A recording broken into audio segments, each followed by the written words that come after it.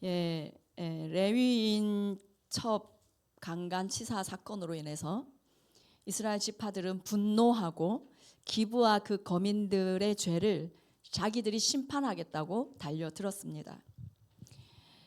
결국 이런 분노와 하나님께 묻지 않고 자기 소견에 옳은 대로 행한 그 결정으로 인해서 이스라엘과 베냐민은 동족인데 전쟁을 하게 되었고, 그 전쟁에서 이스라엘은 2번이나 패배하게 되었습니다.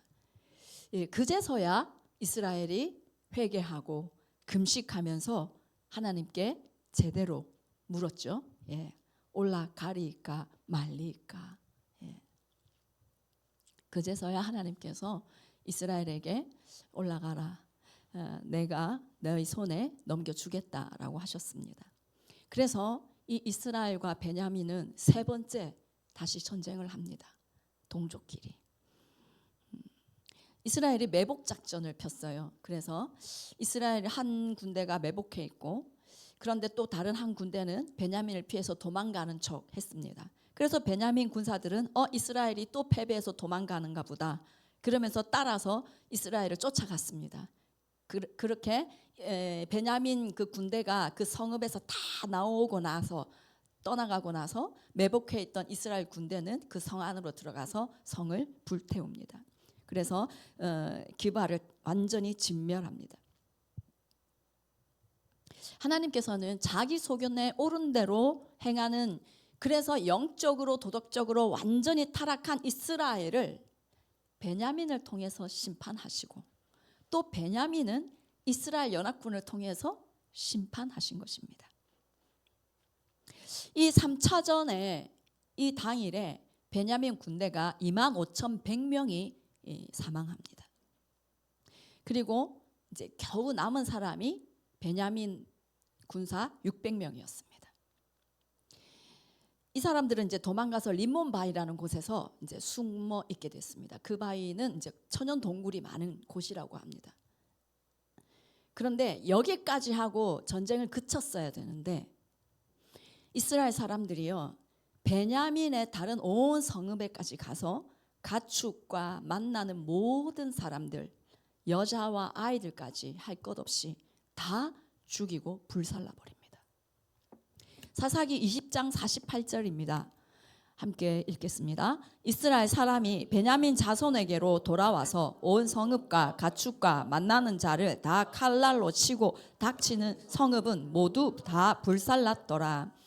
이스라엘은 이 베냐민 지파를 완전히 멸절시키면서 이 베냐민의 죄를 뿌리 뽑겠다, 이런 마음이었던 것 같습니다.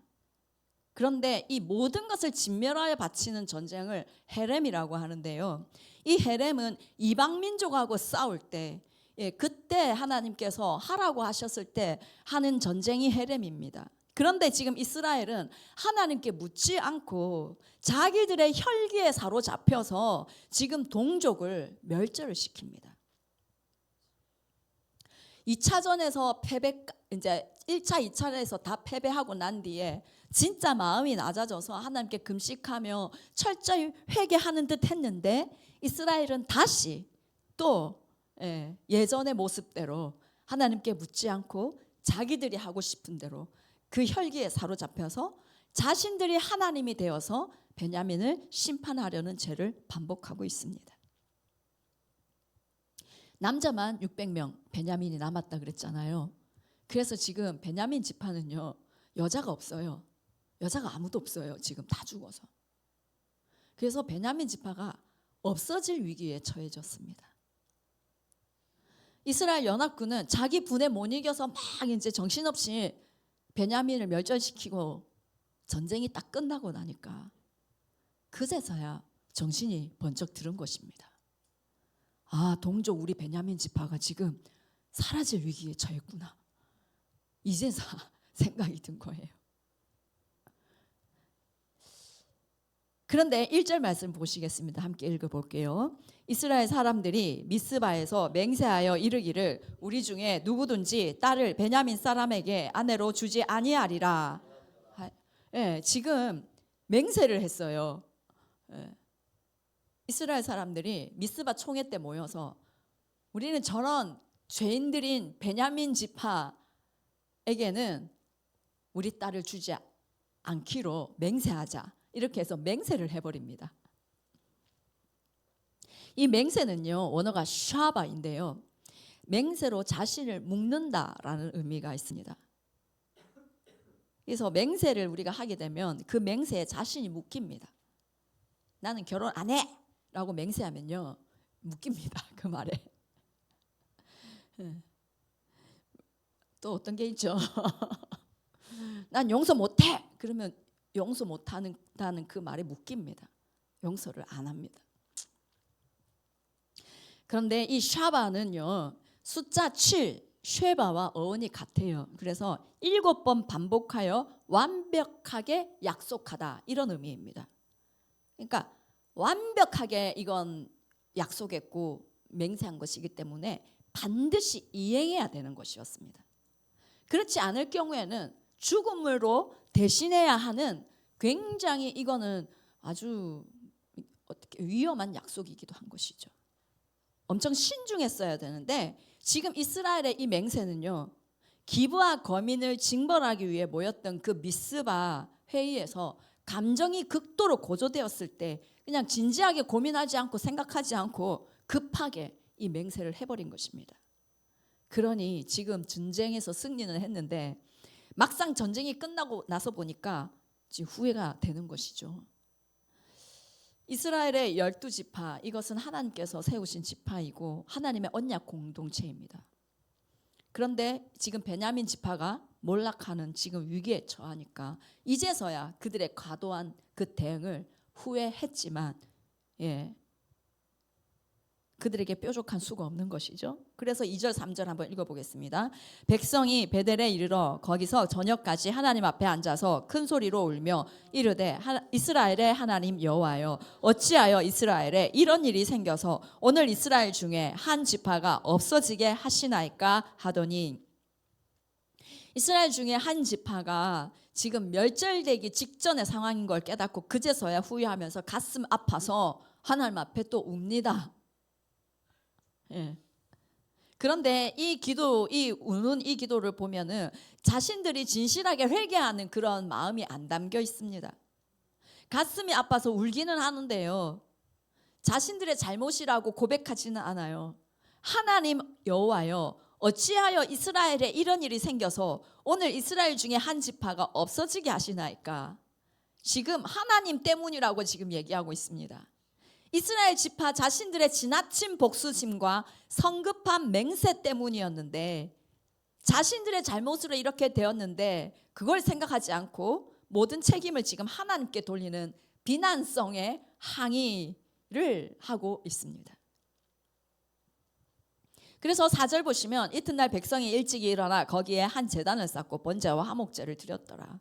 이스라엘이 그렇게 하나님 앞에 울면서 그 다음에 제단을 쌓고 번제와 화목제를 드리는데요, 이것은요, 자신들이 막 이렇게 하나님 앞에 진심으로 회개하면서 하는 게 아니고요, 자신들의 행위를 뭔가 합리화하려는 그런 심정이 섞여 있습니다. 난 제사 드렸으니까, 우리는 하나님께 제사 드리는 이 할 도리를 다 했다, 이제 동족을 전멸시킨 그 책임은, 그 죄책감은 이제 버리겠다, 뭐 이런 거 있잖아요. 우리 식대로 문제를 해결하겠습니다, 뭐 이런 의미가 이제 담겨 있는 그런 거였습니다. 이때라도 하나님께 진심으로 회개하면 좋았을 텐데, 그리고 하나님께 해결책을 구했으면 참 좋았을 텐데 그렇게 하지 않았습니다. 또다시 자신들이 생각하기에 좋은 대로 아내를 구해줘야 되겠다라고 생각하고 해결책이라는 것을 꺼내놓는데요, 5절 8절 한번 읽어볼게요. 이스라엘 자손이 이르되, 이스라엘 온 지파 중에 총회와 함께하여 여호와 앞에 올라오지 아니한 자가 누구냐 하니, 이는 그들이 크게 맹세하기를 미스바에 와서 여호와 앞에 이르지 아니한 자는 반드시 죽일 것이라 하였음이라. 또 이르되 이스라엘 지파 중 미스바에 올라와서 여호와께 이르지 아니한 자가 누구냐 하고 본즉 야베스 길르앗에서는 한 사람도 진영에 이르러 총회에 참여하지 아니하였으니 8절 보시면요. 미스바에 올라와서 여호와께 이르지 아니한 자라고 지금 표현합니다. 이스라엘은 미스바 총회에 참여하지 않은 것을 여호와께 이르지 아니하였다라고 지금 생각하고 있습니다. 이 미스바 총회는요.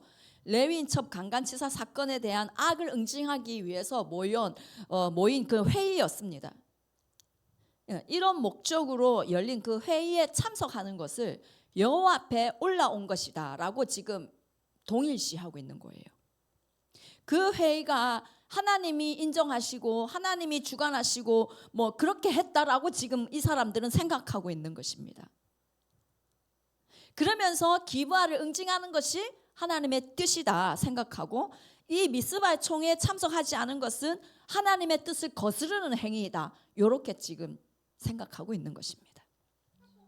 하나님의 뜻을 묻지 않고 자기들끼리 모여서 결정하고 맹세하고 다 해놓고 그것을 하나님의 뜻이다라고 생각하는 거예요. 이 사사기 21장에서요. 우리가 살펴보면요.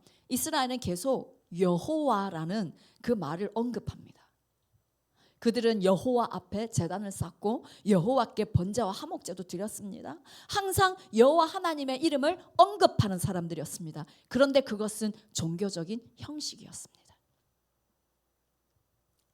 번제와 화목제도 드리면서 하나님께 나아갔다고 생각했지만 실제로 그들은 하나님의 뜻을 구한 적이 없고요.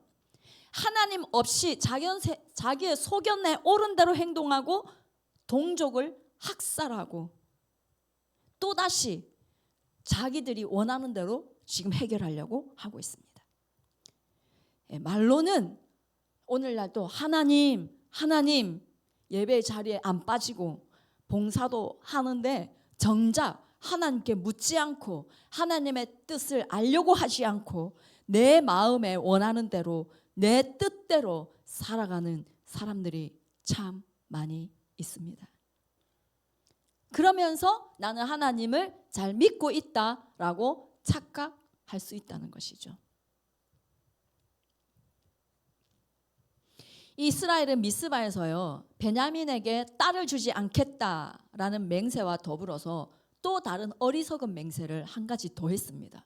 그게 뭐였냐면 미스바 총회에 참여하지 않은 그 사람들은 그 지파는 반드시 죽일 것이다. 이렇게 또 맹세를 합니다. 이 자기의 그 의분에 못 이겨가지고 흥분해가지고 이런 맹세를 했습니다. 여러분 이스라엘의 이 격렬한 분노는요 이런 극단적인 선택 반응으로 이어지고요. 그래서 그것은 또 다른 심각한 죄로 발전하고 있는 것입니다. 우리가요 어떠한 상황이나 다른 어떠한 사람들의 잘못을 보면서 분노하고 흥분할 때가 있습니다. 그런데 그 분노는요 또 다른 잘못된 선택을 하거나 죄로 이어지는 경우가 많이 있습니다. 야고보서 1장 19절에서 20절, 에베소서 4장 26절 한번 읽어보겠습니다.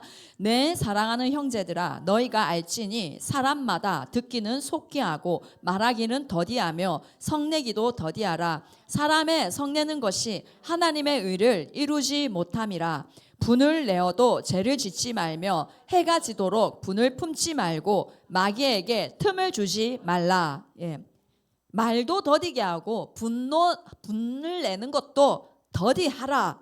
분노와 혈기는 하나님의 의를 하나님의 뜻을 이루지 못한다라고 말씀하고 있습니다. 그리고 이 분노를 오래 품고 있는 이것은 죄로 연결되기가 쉽고 마귀에게 틈을 줄 수 있다라고 경고하고 있습니다. 그래서요 분노는 가급적 빨리 해결해야 할 그런 아주 위험한 것입니다. 여러분 이 이스라엘이 분노한 그 마음의 뿌리에는 뭐가 있을까요? 분노의 그 마음의 뿌리는 무엇일까요? 제가 오래전에 이제 합창단 다닐 때 그 합창단에서 이제 뭔가 불의한 일을 보면서 제가 혼자서 속으로 막 화를 내면서 막 이렇게 막 분노하고 있었습니다. 막 근데 너무 마음이 안 편하더라고요. 그러면 마음이 안 편하잖아요. 그래서 기도를 했습니다. 기도하는데 하나님께서 저에게 주신 말씀이 저에게 교만하다라는 마음을 주셨습니다. 그래서 내가 교만해서 그런가 보다 하고 이제 교만함을 회개를 했습니다. 그러고 나니까 제 마음이 편안해지더라고요. 분노의 뿌리 첫 번째는요, 교만이에요. 잠언 13장 10절에 이렇게 말씀합니다. 한번 읽어보겠습니다. 교만에서는 다툼만 일어날 뿐이라 권면을 듣는 자는 지혜가 있느니라. 이 분노가 일어나는 이유는요, 내가 왕이라서 그렇습니다. 내가 내 보좌에 앉아서 왕이 나의 생각대로 내가 원하는 대로 되어져야 그것이 옳고 맞는데 그것이 되지 않으니까 내가 왕이 되어서 심판하려고 하기 때문에 분노가 치밀어 오르는 것입니다. 그래서요, 사사기에 이스라엘은요, 격렬하게 분노할 수밖에 없었습니다. 하나님이 왕이 아니시고 자기들이 왕이니까요. 그래서 그들은 극도로 흥분하고 분노하였습니다. 여러분, 하나님이 왕이 되지 않은 교만한 마음은요, 분노를 다스리기가 어렵습니다. 그 보좌에서 내가 내려오고 하나님을 보좌에 앉게 하실 때에, 그래서 하나님께 왕권과 이 재판권을 맡겨드려야 우리가 이 마음의 평안을 얻을 수가 있습니다. 겸손하게 낮아질 때 교만을 버리고 낮아질 때 분노를 이기게 될 것입니다. 그리고 분노하는 또 하나의 이유는요, 두려움입니다. 두려움이 분노를 드러나게 하는 거예요. 이 이스라엘은 지금 계속 불안한 상태에 있습니다. 하나님이 왕되지 않고 하나님의 통치 아래 없으면요, 불안과 두려움밖에 우리 안에 불안과 두려움이 우리를 다스리게 됩니다, 여러분. 인간은 하나님의 통치 안에 있을 때에 가장 안정감을 느끼고 평안을 얻을 수가 있습니다. 그런데 이스라엘은 하나님과의 그 관계로 인해서 오는 안정감이 없었기 때문에 지금 불안하고 두려운 것입니다. 그래서 지금 더 쉽게 분노하고, 그리고 자신의 방식대로 성급하게 지금 문제를 해결하려고 하였고, 그러면서 전쟁이라는 극단적인 대응으로 지금 가고 있었던 것입니다. 우리가 하나님의 통치 아래 있지 않고 내가 교만하여서 내가 왕이 되어 있으면, 그래서 하나님과의 관계가 바로 되어 있지 않으면 안정감이 없어지고 우리 안에 두려움이 있게 되고, 그래서 그것은 분노로 표출되는 것입니다. 그래서 이스라엘의 이 분노는요, 하나님께서 그들의 왕이 되지 못하고 그들 스스로가 왕이 되었기 때문에 당연히 찾아오는 불안과 두려움, 그것으로 인해서 격렬하게 분노하고 더 큰 죄와 파괴로 몰아갔습니다. 우리 하나님께서 나의 왕이 되신다는 것, 그리고 내가 그분의 통치 아래에 머무는, 그래서 그분의 통치 아래서 안정감을 누리는 이것이 너무나 중요하다는 것을 오늘 기억하기 원합니다. 기도와 말씀으로 우리의 마음이 하나님의 통치 안에 있을 때 가장 평안함을 누린다는 것. 그렇게 하여서 어려운 상황이 있어도 두려워하지 않고 그 문제를 하나님의 시선으로 바라볼 수 있게 되고, 그래서 문제가 아닌 것이 되게 되는 그런 하나님의 통치 아래 있는 우리가 되기를 원합니다. 하나님이 왕이시고 하나님께서 재판장 되심을 인정하게 되면요, 좀 억울해도요 괜찮아요. 억울하고 막 하나님의 통치 아래 없으면요, 억울하면 못 참습니다. 그런데 하나님의 통치 아래 있으면 억울해도 괜찮아요. 상관없어요. 하나님 알아서 재판하실 거니까. 불의한 일을 보아도요, 그렇게 격렬하게 분노하지 않습니다. 오히려 그것을 보고 하나님의 관점으로 바라보고 어떨 때는 긍휼히 여기게 되고 그것을 위해서 하나님의 마음으로 기도하게 되는 것이죠. 심판을 하나님께 맡기니까요. 어떤 선교사님이 옛날에 그 엽기적인 연쇄살인범인 지존파 사건이 있었어요. 아주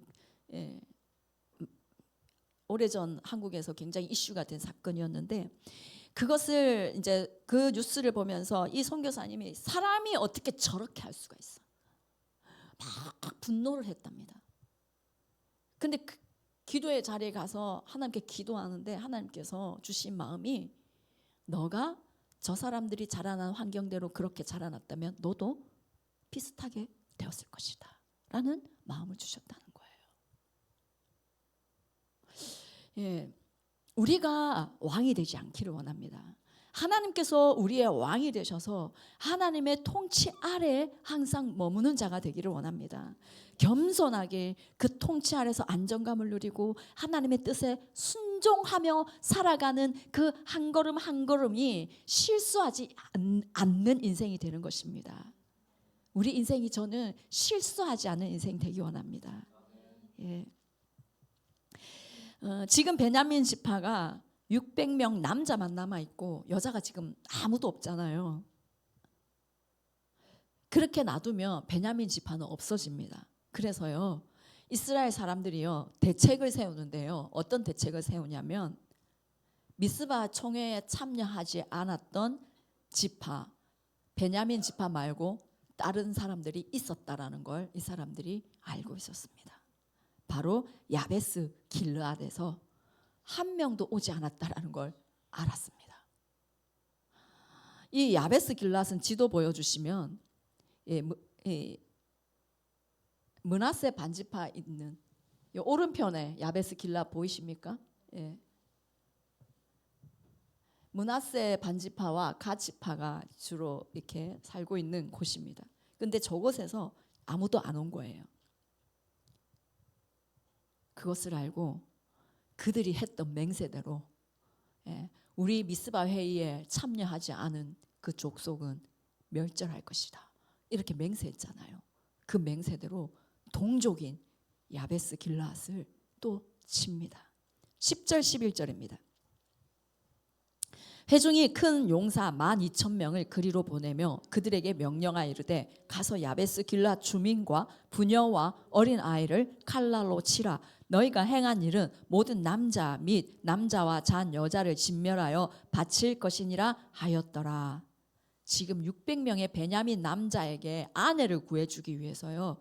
그들이 했던 맹세대로 총회에 참여하지 않은 그 동족 야베스 길르앗을 다 진멸하고 젊은 처녀만 살려두어서 베냐민에게 주자.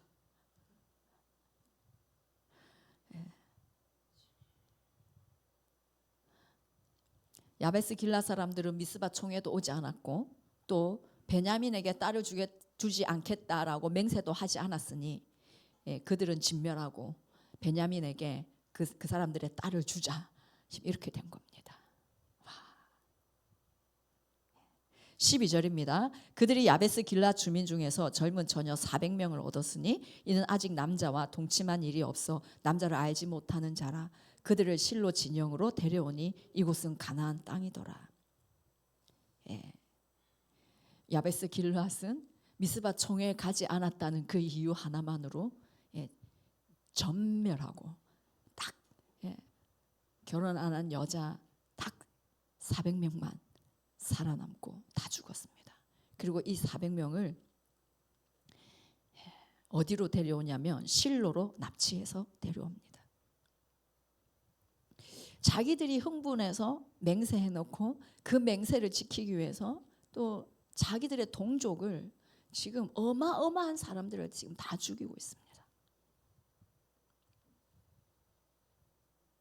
실로에 이 처녀들을 데리고 온 거는요, 하나님의 성막이 있는 곳이잖아요. 자기들의 행위를 어떻게 정당화해 보려는 그런 뉘앙스가 담겨 있는 것이죠. 계속해서 자기들의 소견에 옳은 대로 하는 이스라엘입니다. 그리고 이스라엘 이 연합군은요, 베냐민 지파 그 림몬 바위에 숨어 있던 그 600명을 돌아오게 합니다. 평화를 공포하면서. 그리고 길르앗 야베스 길르앗에서 온 그 처녀 400명을 아내로 줍니다. 400명을 주었으니까 지금 몇 명이 모자랍니까? 200명이 모자랍니까? 맞습니까? 그래서요, 이 200명이 모자라는데 어떻게 할까? 또 고심합니다. 그러면서 또 자기들의 소견에 옳은 대로 행합니다. 19절입니다.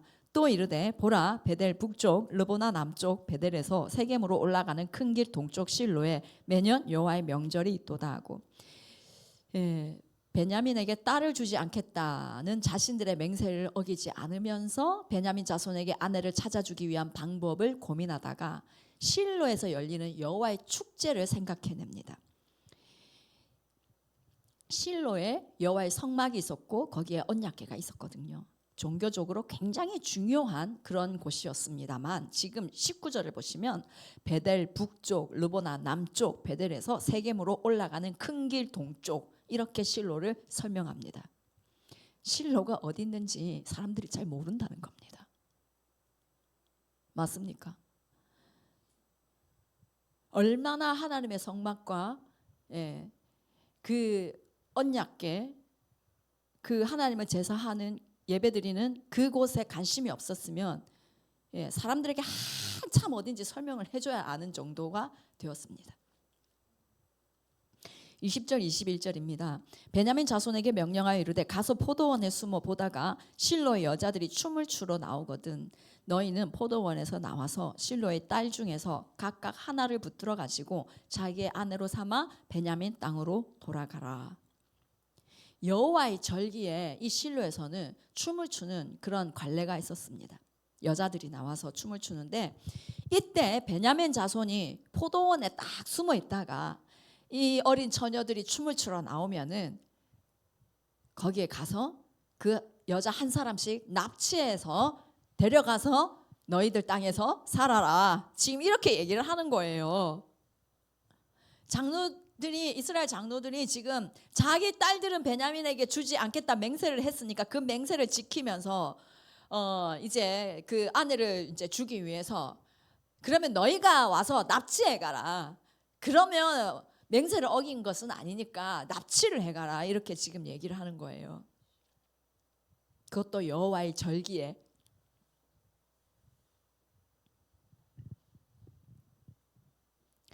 한 지파를 보존한다는 그 명분을 위해서 어린 처녀들은 지금 갑자기 춤을 추다가 납치를 당해서 원하지 않는 사람과 결혼해서 함께 살게 되는 그런 상황이 되었습니다. 그 처녀들과 가족들이 얼마나 황당하겠습니까? 그런데 이 이스라엘 장로들은 이들의 상처와 그 가족들의 고통 이런 거 조금도 생각 안 합니다. 22절 함께 읽어보겠습니다. 만일 그의 아버지나 형제가 와서 우리에게 시비하면 우리가 그에게 말하기를 청하건대 너희는 우리에게 은혜를 베풀어 그들을 우리에게 줄지니라. 이는 우리가 전쟁할 때에 각 사람을 위하여 그의 아내를 얻어주지 못하였고 너희가 자의로 그들에게 준 것이 아니니 너희에게 죄가 없을 것임이라 하겠노라 하매. 딸이 납치되어서 항의하는 사람이 있을 수 있잖아요. 만약에 항의하는 사람이 있으면 너희가 자의로 그들에게 준 것이 아니니 너희에게 죄가 없을 것이다 라고 지금 이렇게 얘기하겠다는 거예요. 가족이 납치돼서 원하지 않는 사람과 결혼을 살아야 되는데 죄는 베냐민 지파와 장로들에게 있는데 이 피해자들에게 너희에게 죄가 없을 거다 이렇게 얘기하겠다라는 거예요. 일부러 맹세를 어긴 것이 아니니까 너희는 죄가 없다라는 겁니다. 지금 무엇이 옳고 무엇이 그런지 어떻게 판단해야 되는지 전혀 알지 못하고 있는 이 이스라엘 장로들의 모습입니다. 출애굽기 21장 16절에 이렇게 하나님은 말씀하셨습니다. 사람을 납치한 자가 그 사람을 팔았든지 자기 수하에 두었든지 그를 반드시 죽일지니라. 하나님은 이 납치하는 이 행위를요 살인과 같이 여겼습니다. 반드시 죽여라라고 말씀하고 있습니다. 이스라엘 장로들은 율법도 모르고 죄가 죄인 줄도 모르는 거예요. 지금 율법에 맞지도 않은 이 맹세를 지키기 위해서 율법책에서 명백하게 금해놓은 납치까지도 아무런 죄책감 없이 죄인지도 모르고 행하는 이 시대가 지금 사사시대다 지금 말씀하고 있는 것입니다. 그리고 이제 베냐민 자손은 진짜로 여호와의 절기에 숨어 있다가 가가지고 춤추는 여자들을 납치해서 데리고 가서 아내로 살았습니다.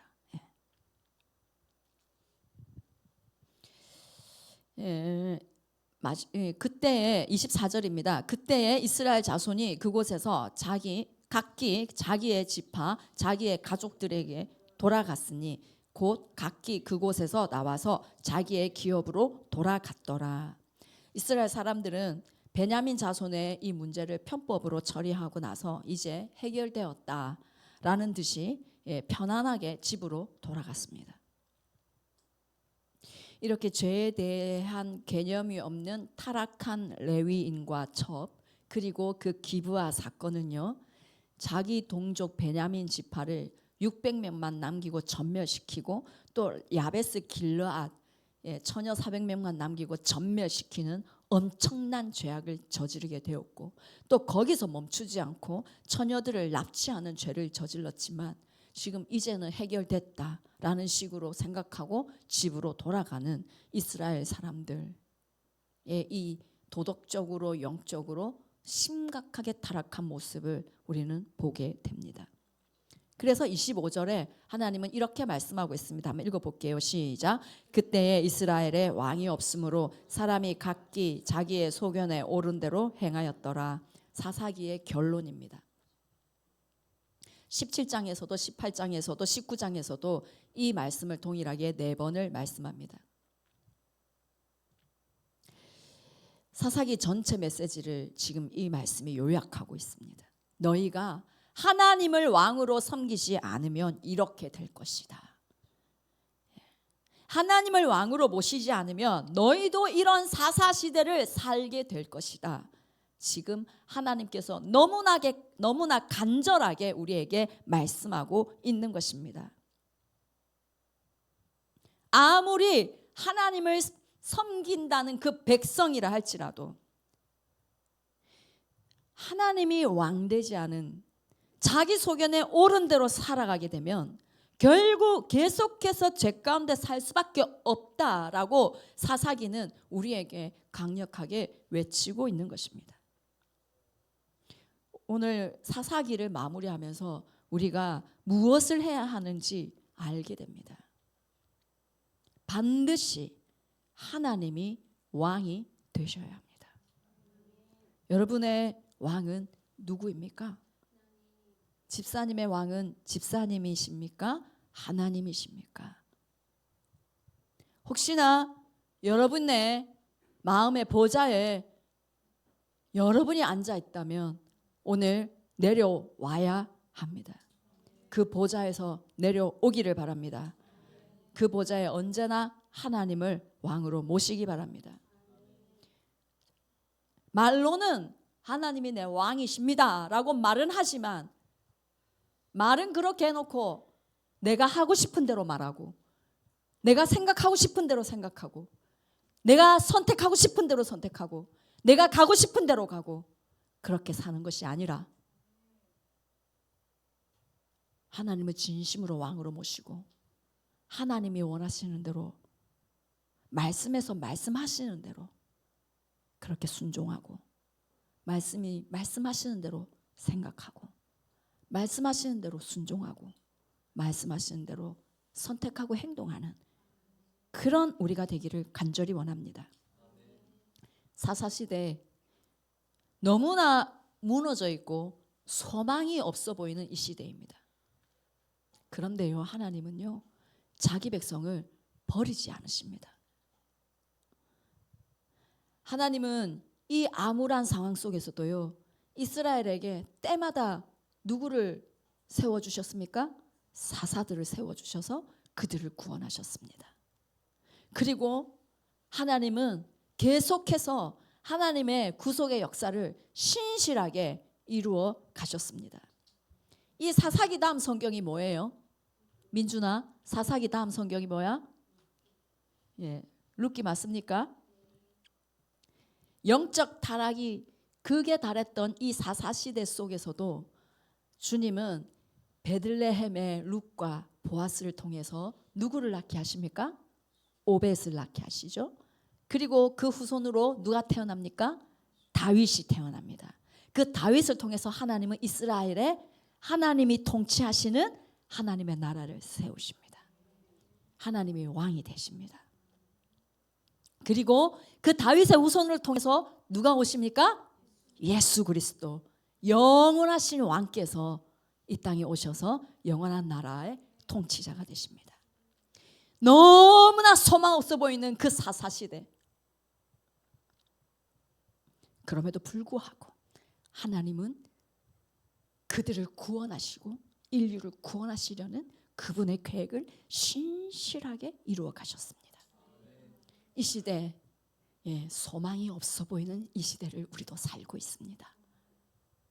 그러나 하나님은 이 시대에도, 그리고 또 소망 없는 그 어떠한 한 영혼에게도 하나님의 구원의 역사는 신실하게 진행되고 있습니다. 그 구원의 역사의 통로를 하나님께서 우리를 삼으시기를 원합니다. 오직 하나님만을 왕으로 섬기는 그런 우리가 되어서 하나님의 신실한 구원의 역사를 이루어가는 귀한 통로로 쓰임받는 우리 인생이 되기를 축복합니다. 주님만이 왕이십니다. 찬양하겠습니다.